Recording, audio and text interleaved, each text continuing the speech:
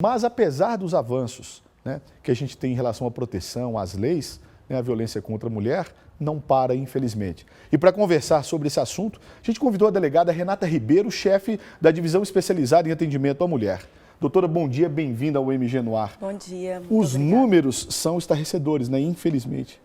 Sim, quando a gente noticia esses crimes, realmente isso assusta. Assusta quem trabalha com isso, assusta quem tá vendo essas notícias, mas essa notícia, essa divulgação, ela é importante para que mais mulheres se encorajem para poder pedir a medida protetiva, para poder romper com o ciclo de violência de forma definitiva.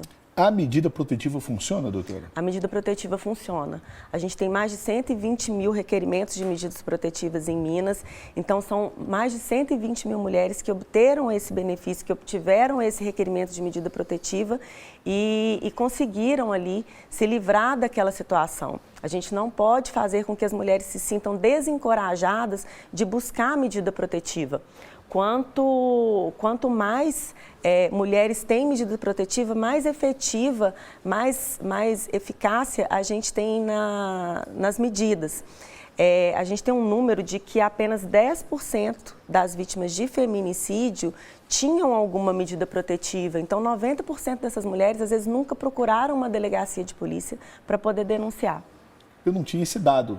Porque é o seguinte, o que a gente mostra às vezes aqui, às vezes não, na maioria das vezes, é que a vítima tinha medida protetiva, só que o agressor, que não está nem aí, nem para a vida dele, muito menos para a vida da mulher, não vai se preocupar com um pedaço de papel.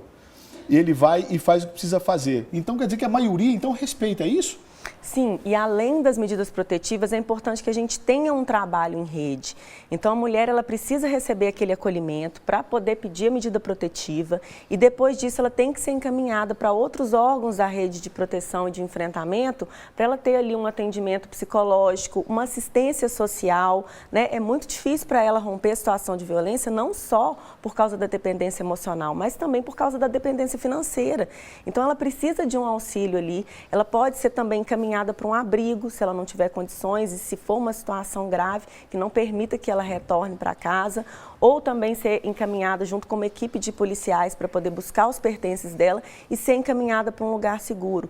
Então, é todo um trabalho em rede que é necessário para que essa medida protetiva seja realmente efetiva. O que não pode perder é a coragem de denunciar, né, doutora? Sim.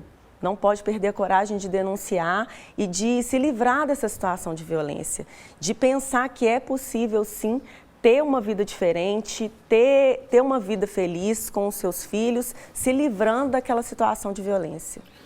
Tem muita mulher numa situação complicada que não consegue se desvencilhar daquilo. É aquela dependência física e emocional que a senhora falou, né? Não consegue romper esse círculo vicioso que existe, né, doutora? É por aí, né? Isso. E é muito difícil. Não é fácil, né? Sair dessa situação é muito difícil. Ela precisa do apoio da família, precisa do apoio de colegas de trabalho. Exato. Qualquer pessoa que conheça alguém que está passando por esse tipo de situação, ofereça ajuda para aquela mulher. Olha, eu posso te ajudar, posso ir com você à delegacia. E a gente tem outros canais de denúncia também. Sim. Então, se ela não quiser comparecer a uma delegacia, ela consegue fazer um registro de forma virtual. A gente tem a delegacia virtual que ela faz o registro da ocorrência, pede a medida protetiva. Qualquer delegacia, aqui em Belo Horizonte a gente tem a delegacia na Avenida Barbacena, a gente tem a Casa da Mulher Mineira, mas qualquer delegacia de polícia pode fazer esse registro e a mulher consegue ali fazer aquele requerimento de medidas protetivas. Tem que mudar a cultura, essa cultura machista que impera no Brasil, a formação social do brasileiro, porque tem homem que acha que é comum fazer isso porque viu quando criança o pai fazer com a mãe. É por aí também, doutora? Sim, assim como muitas mulheres não se enxergam numa situação de violência, muitos homens também acham que aquela ação dele é legítima. Então, a gente precisa de uma conscientização de toda a sociedade. Por isso que o trabalho de prevenção é importante. Isso tem que começar lá na base. É conversar com crianças, conversar com adolescentes, é como que a gente está formando, como que a gente está criando os nossos filhos.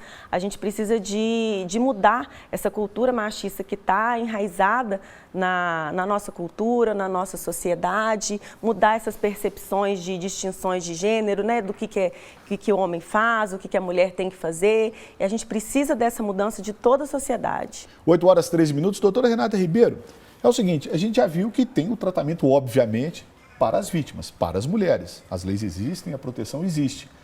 E para os autores, para os agressores, o degenerado, no caso, ele tem regeneração? Não. Sim, e inclusive a Polícia Civil possui um programa que chama Dialogar. Através desse programa, os agressores eles são encaminhados de forma voluntária ou como uma determinação judicial da medida protetiva para fazer oficinas reflexivas.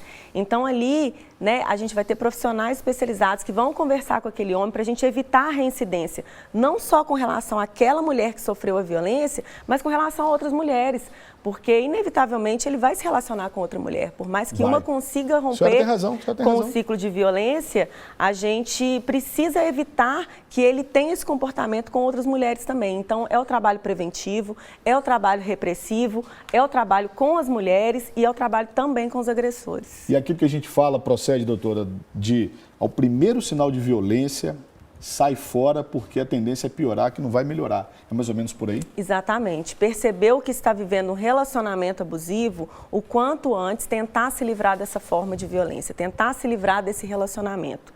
E se tiver com alguma dificuldade, sentiu que está sofrendo uma perseguição, uma violência psicológica ou mesmo uma violência física, procure a polícia, faça o pedido de medida protetiva. 181?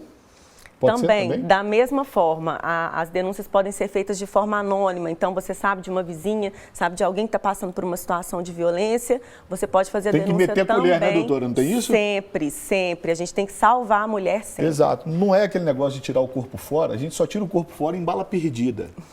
Agora, está acontecendo alguma coisa com um vizinho, com seu parente, tem que entregar, tem que denunciar, gente. Sim. É proteção, porque às vezes a pessoa não consegue denunciar, né, doutora? É nosso papel.